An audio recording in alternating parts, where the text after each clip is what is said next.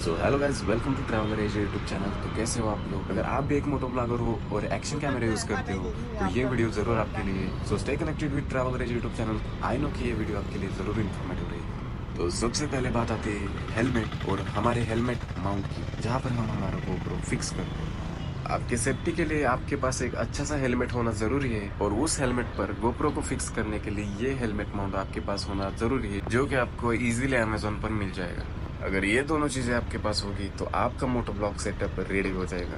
इस माउंट पर आप अपने मोटो ब्लॉग के लिए कोई भी मोबाइल फिक्स कर सकते हैं, और सारे एक्शन कैमरास इस पे फिट हो जाते हैं। इस माउंट पर GoPro को फिक्स करने के बाद कुछ ऐसा लुक आता है, और इसी GoPro से मैं अभी रिकॉर्ड कर रहा हूँ।